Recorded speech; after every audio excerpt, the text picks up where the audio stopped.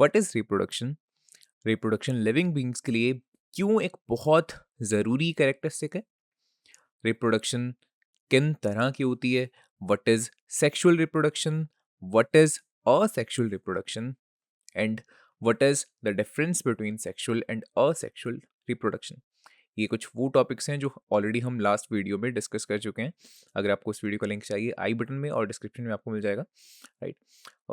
उसके बाद इस पर्टिकुलर वीडियो में हम डिस्कस करेंगे टाइप्स ऑफ असेक्सुअल रिप्रोडक्शन, लेकिन बहुत सारी टाइप्स जो ये आपके सामने लिखी हुई हैं उन सभी को इस वीडियो में हम कवर नहीं करने वाले, अदरवाइज वीडियो बहुत बड़ी हो जाएगी।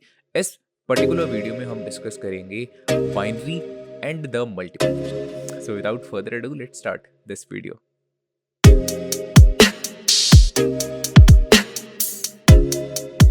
अब बिना कोई इधर उधर की बातें करे डायरेक्टली जंप करते हैं टॉपिक पे।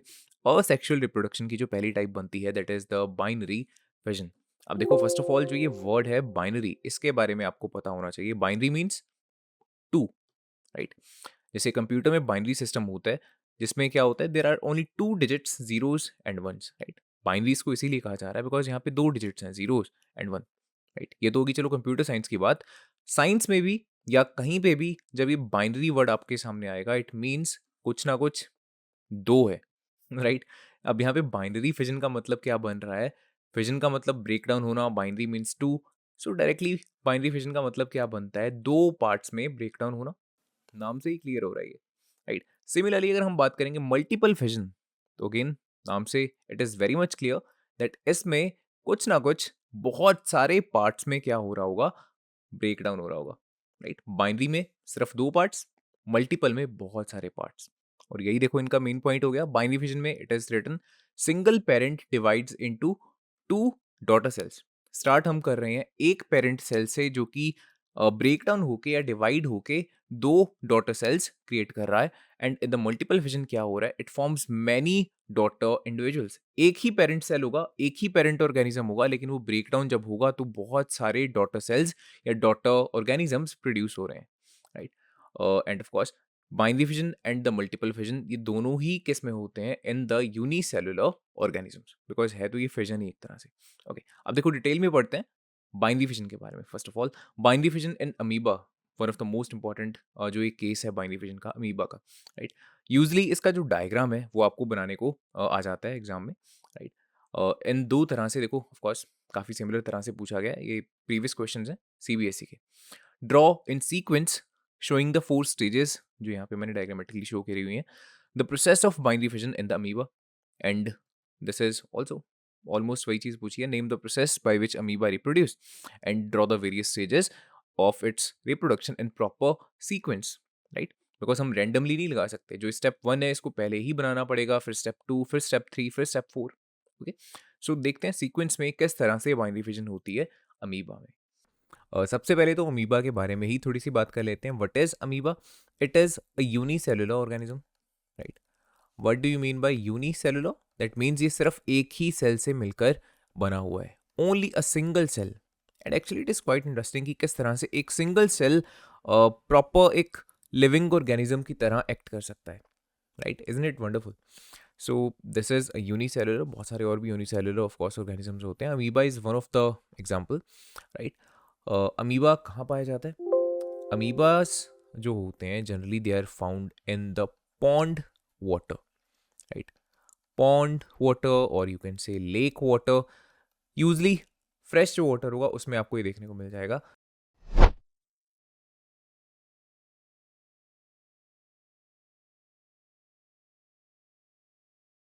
या that's pretty much it. And yes, हाँ, जो एक और चीज़ आपको इसके बारे में पता होनी चाहिए, दैट अमीबा को क्या बोला जाता है, they are called shape shifters.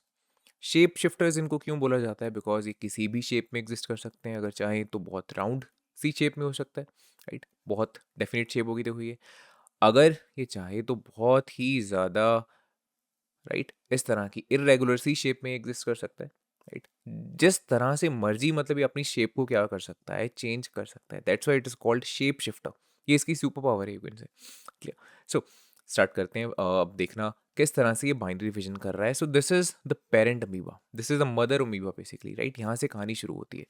अब देखो यहाँ से बेसिकली इसने क्या करना है, दो जो ये अमीबा है इनको बर्थ देना है, इजंट इट? मतलब ये डॉटर सेल्स हैं। This is the parent cell जहाँ से स्टार्ट हो रहा है ये process, and this is the final जो स्टेज है, these are the daughter अमीबाज।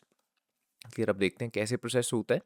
So first of all यहाँ पे आपको देखने को मिलेगी डीएनए रेप्लिकेशन। अब डीएनए रेप्लिकेशन यहाँ पे मैंने क्यों लिखा हुआ है, बिकॉज देखो यहाँ पे सिर्फ एक ही ऑर्गेनिज्म इन्वॉल्व है। यहाँ पे ऐसा नहीं है कि दो अमीबाज होंगे, एक मेल अमीबा होगा, एक फीमेल अमीबा होगा, उन दोनों की वजह से जो रिप्रोडक्शन होगी एंड देन जो डॉटर सेल्स हैं वो प्रोड्यूस होंगे। No, nothing like that, right? सिर्फ एक ही यहाँ पे क्या है, parent organism. It means DNA mixing नहीं हो रही है यहाँ पे, सिर्फ इसी का जो डीएनए है वही इसमें भी जाएगा और इसमें भी जाएगा। That's why we need replication of the DNA. ऐसा तो नहीं हो सकता ना कि जो इसका डीएनए है, आधा डीएनए इसके पास चला गया और आधा डीएनए इसके पास चला गया। नो, ऐसा कुछ नहीं हो सकता। फर्स्ट ऑफ ऑल हमको डीएनए रेप्लिकेशन की ज़रूरत है, सो दैट इसमें भी पूरा जो जेनेटिक मटेरियल है वो पहुंचे, और ऑफ कोर्स इसके पास भी, right? So that's why DNA replication, और you can say DNA copying यहाँ पे पहला स्टेप हो रहा है, राइट? एंड देन उसके बाद देखो क्या देखने को मिलेगा आपको, elongation of the nucleus. Elongation of the nucleus, ये सिंपल वर्ड्स में, अगर थोड़ा टेक्निकल वर्ड्स में आपको लिखना हो तो इस स्टेज को बोला जाता है karyokinesis, right? Karyokinesis means elongation of the nucleus first, right? अगर हम काइनेसिस का मतलब देखते हैं तो उसका मतलब होता है मूवमेंट। यहाँ पे उसका मीनिंग बेसिकली क्या होगा, इलोंगेशन। एंड कैरियर जो वर्ड है वो यहाँ पे किसको रेफर कर रहा है, अबाउट द न्यूक्लियस। अब देखो ध्यान से यहाँ पे देखने वाली एक बात है कि यहाँ पे न्यूक्लियस और साइटोप्लाज्म दोनों एक साथ इलोंगेट होना शुरू हो चुके हैं, राइट? डिवीजन डेफिनेटली यहाँ पे न्यूक्लियस की पहले होती है, लेकिन इलोंगेशन दोनों की एक साथ शुरू हो चुकी है। Worth noting, clear? अब यहाँ पे ब्रेकेज भी सबसे पहले किसकी होगी, न्यूक्लियस की, क्लियर? सो देखो न्यूक्लियस अब क्या हो चुका है, यहाँ पे स्टेज में ब्रेक डाउन हो चुका है ना? दैट मीन्स यहाँ पे दो अलग अलग आपके पास यहाँ पे न्यूक्लियाई बन चुके हैं। अब अगले स्टेप में क्या होगा, जो साइटोप्लाज्म है वो भी यहाँ से ब्रेक होगा, राइट? अब देखो ऑल्दो जो साइटोप्लाज्म था वो इलोंगेट होना यहीं पे शुरू हो गया था, लेकिन इस स्टेप में भी अब तक वो पूरी तरह से ब्रेक डाउन नहीं हुआ, isn't it? Right, it's worth noting. मैं बार बार रिपीट कर रहा हूँ, छोटी सी चीज़ है लेकिन बहुत इंपॉर्टेंट है, दैट इलोंगेशन दोनों की एक साथ शुरू होती है अमीबा में, राइट? न्यूक्लियस और साइटोप्लाज्म एक साथ इलोंगेट होना शुरू हो जा रहे हैं, लेकिन एंड एक साथ नहीं हो रहे हैं। न्यूक्लियस की डिवीजन पहले खत्म होती है, साइटोप्लाज्म की जो डिवीजन है वो उसके बाद जाके इस स्टेप में देखो खत्म हो रही है, ठीक है? सो एट लास्ट आपके पास यहाँ पे मिलते हैं दो डॉटर सेल्स या दो डॉटर अमीबा। किया। अब देखो यहाँ पे इंटरेस्टिंग चीज़ ये होती है, बिकॉज जो ये बाइनरी फिजन है ये एक असेक्सुअल रिप्रोडक्शन की टाइप है, इस वजह से जो ये दोनों डॉटर सेल्स होंगे या डॉटर अमीबा होंगे ये बिल्कुल कॉपीज होंगे, ये क्लोन्स होंगे पेरेंट अमीबा के, राइट? अनटिल एंड अनलेस जो ये डीएनए रेप्लिकेशन का प्रोसेस था इसमें किसी तरह से कोई ना कोई म्यूटेशन ना हो गई, of course there are chances, right? But ऐसे चांसेस बहुत कम होते हैं। इन जनरल हम ऐसा अज्यूम कर सकते हैं कि जो ये डॉटर सेल्स हुए हैं, राइट, ये कैसे हैं, बिल्कुल डुप्लीकेट कॉपीज हैं इस पेरेंट अमीबा की। सो जो ये सीक्वेंस है 4 स्टेप्स की, इस सीक्वेंस को आपको प्रॉपर्ली याद कर लेना है, राइट? जनरली अगर इसका क्वेश्चन आएगा माइंड रिविजन का तो आपको इन 4 स्टेप्स को ड्रॉ करने का आएगा। सो इस वीडियो को देखने के बाद ये आपका छोटा सा काम है, इन जो ये 4 स्टेप्स हैं इस वीडियो का यहीं पे आप स्क्रीनशॉट ले सकते हो और इस डायग्राम को आपको अपनी कॉपी पे बना के देखना है। Next topic is multiple fission in the plasmodium. अब देखो फर्स्ट ऑफ ऑल प्लाज्मोडियम के बारे में थोड़ा सा जान लेते हैं। प्लाज्मोडियम एक यूनिसेलुलर ऑर्गेनिज्म है, एज हमने पहले ही डिस्कस किया था। मल्टीपल फिजन बाइनरी फिजन दोनों यूनिसेलुलर ऑर्गेनिजम्स में होती है, ओके? सो प्लाज्मोडियम एक यूनिसेलुलर ऑर्गेनिज्म है। यहाँ पे मैंने वो पेरेंट सेल या पेरेंट ऑर्गेनिज्म दिखाया हुआ है, again just a single cell, लेकिन इसमें मल्टीपल फिजन हो रही है। एक ही बार में बहुत सारे नए सेल्स में ये क्या हो रहा है, ब्रेक डाउन हो रहा है, right? Unlike binary fission in the amoeba. By the way एक इंटरेस्टिंग फैक्ट, जो अमीबा है वो भी सर्टेन केसेस में स्पेसिफिकली जब उसके लिए कंडीशंस किसी भी तरह से अनफेवरेबल हो, मल्टीपल फिजन भी कर सकता है, right? Isn't it interesting to know, amoeba binary fission तो करता है जब इसके लिए कंडीशंस फेवरेबल होंगी, लेकिन जब अनफेवरेबल कंडीशंस होती हैं तब ये मल्टीपल फिजन भी कर सकता है। बट आपके सिलेबस में of course only binary fission is there, okay? But plasmodium multiple fission करता है, ठीक है? एक सेल डायरेक्टली डिवाइड होके मल्टीपल सेल्स यहाँ पे क्रिएट कर रहा है। ऐसा नहीं है पहले 1 से 2 बनेंगे, 2 से 4, 4 से 8, नो। एक ही बार में बहुत सारे नए प्लाज्मोडियम के सेल्स यहाँ पे क्रिएट हो रहे हैं। This is the multiple fission. अब एक ब्रीफ इंट्रोडक्शन ले लेते हैं प्लाज्मोडियम के बारे में। प्लाज्मोडियम एक पैरासाइट है, राइट? बहुत ज़्यादा डीपली नहीं बात करेंगे बिकॉज जो पार्ट जितना रिक्वायर्ड है आपके सिलेबस के अकॉर्डिंगली उतनी ही डिस्कशन हम करने वाले हैं इस वीडियो में। एक ऐसा पैरासाइट है जो कौन सी डिजीज़ को कॉज करता है? It causes malaria disease. अब जो ये मलेरिया डिजीज़ है इसके बारे में आपको ऑलरेडी पता होगा, ये एक मॉस्किटो की वजह से होता है। स्पेसिफिकली कौन सा mosquito? Female anopheles mosquito, female anopheles mosquito. Okay, जब ये फीमेल एनोफिलीज मॉस्किटो और स्पेसिफिकली एक इन्फेक्टेड फीमेल एनोफिलीज मॉस्किटो, मतलब एक ऐसा एनोफिलीज मॉस्किटो जिसने ऑलरेडी एक ऐसे इंसान को बाइट किया है जो मलेरिया से क्या था, सफ़र कर रहा था। जब ऐसा मॉस्किटो उसको बाइट करेगा तो ऑफकोर्स उसके साथ अपने अंदर उस पैरासाइट को भी क्या कर लेगा, ले लेगा, राइट? अब वो मॉस्किटो एक तरह से इन्फेक्ट हो चुका है ना?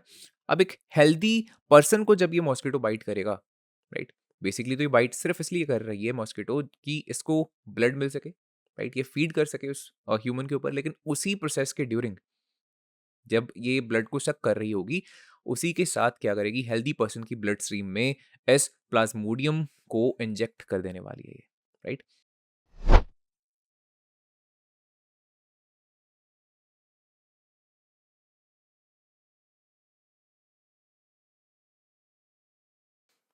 अ, इस प्रोसेस में जो पर्सन होता है, हेल्दी पर्सन होता है, वो भी क्या हो जाता है, इन्फेक्ट हो जाता है। अब जो ये प्लाज्मोडियम है ना, ये बेसिकली आपके लिवर सेल्स एंड उसके बाद रेड ब्लड जो सेल्स होते हैं उनको अटैक करता है, राइट? उनमें असेक्सुअल रिप्रोडक्शन करता है और इस प्रोसेस में उन सेल्स को ये रप्चर भी कर देता है, राइट? इतनी इन्फॉर्मेशन आई गेस एनफ है जो आपको बेसिकली पता होनी चाहिए। ओके, अब जो इसका मल्टीपल फिजन के स्टेप्स हैं उनको देखते हैं। This is the sequence. First of all this is the parent cell, parent plasmodium. ठीक है, यहाँ से कहानी की स्टार्टिंग हो रही है। इसकी स्ट्रक्चर को देखते हैं। Again this is the nucleus, nucleus के बाहर यहाँ पे साइटोप्लाज्म है, लेकिन समथिंग न्यू। साइटोप्लाज्म के बाहर यहाँ पे एक और कवरिंग है जिसको मैंने लिखा हुआ है यहाँ पे सिस्ट। जो सिस्ट होती है that is nothing but the protective covering, जो कि सेल को प्रोटेक्शन देने का एक तरह से काम कर रही है। ओके, प्रोटेक्टिव कवरिंग है।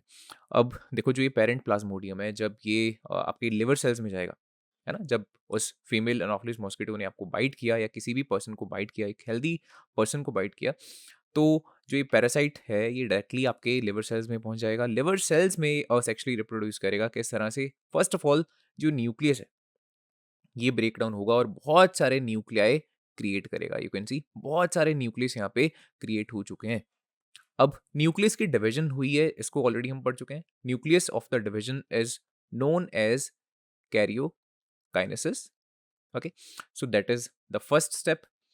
कैरियोकाइनेसिस के बाद आप एक और चीज देख रहे हो। एक तो चलो न्यूक्लियस बहुत सारे यहाँ पे बन चुके हैं, लेकिन सेकेंडली साइटोप्लाज्म में भी कुछ चेंज है ना? ऐसा नहीं है कि यहाँ पे भी जैसे एक ही न्यूक्लियस के अराउंड सारा साइटोप्लाज्म था, यहाँ भी सारा साइटोप्लाज्म एक साथ बैठा हुआ है, नहीं।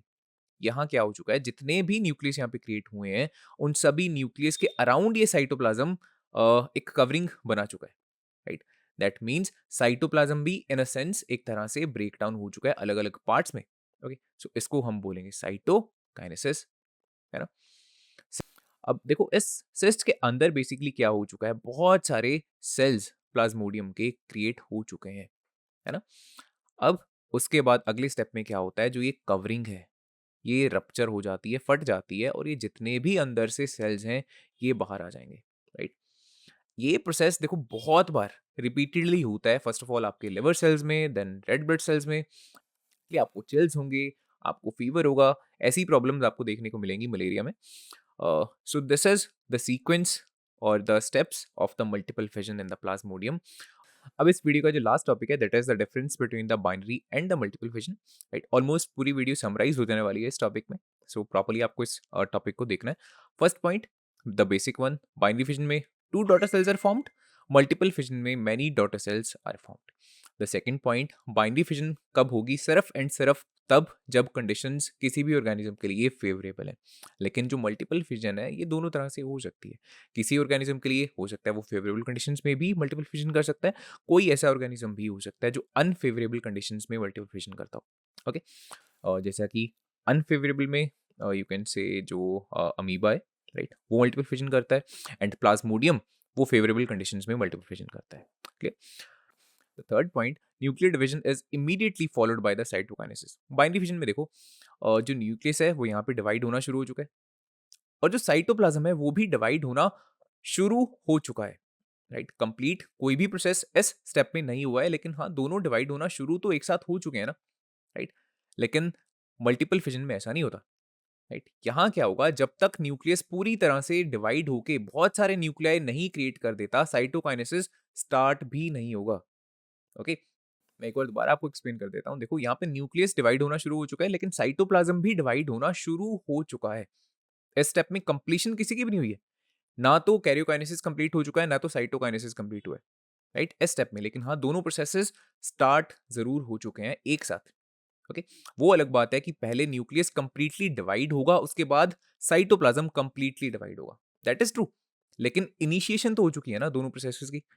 राइट, जो कैरियोकाइनेसिस है वो भी स्टार्ट हो चुका है, जो साइटोकाइनेसिस है वो भी स्टार्ट हो चुका है इस स्टेप में, बाइनरी फिजन में। लेकिन मल्टीपल फिजन में ऐसा नहीं होता। इसमें जब तक कैरियोकाइनेसिस कंप्लीट नहीं होगा, दैट मीन्स जब तक न्यूक्लियस बहुत सारे न्यूक्लियाई में डिवाइड नहीं होगा, स्प्लिट नहीं होगा, तब तक साइटोप्लाज्म डिवाइड होना शुरू भी नहीं करेगा।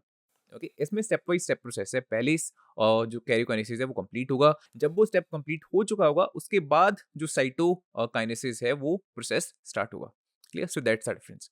यहाँ पे क्या लिखा है मैंने, nuclear divides first repeatedly with out the cytokinesis. Cytokinesis अभी नहीं हो रही है, एंड लेटर उसके बाद में क्या हो रहा है, द साइटोप्लाज्म है it gets divided as many times as the nuclear. Right, जितने भी न्यूक्लियस हैं उसके अकॉर्डिंगली जो साइटोप्लाज्म है वो डिवाइड होगा। Okay, so that's the difference.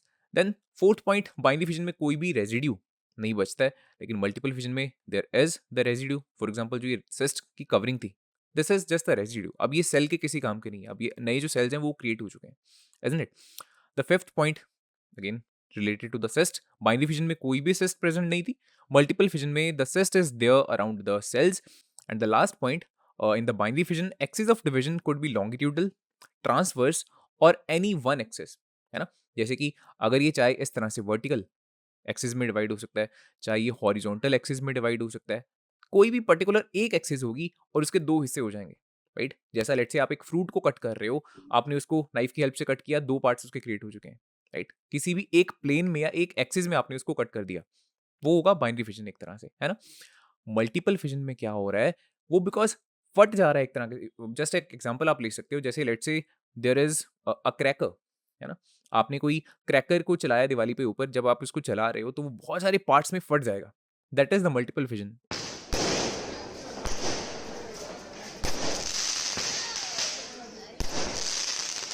उसमें ऐसा तो नहीं है कि जो क्रैकर होगा वो एक पर्टिकुलर एक्सिस में फटेगा, नो।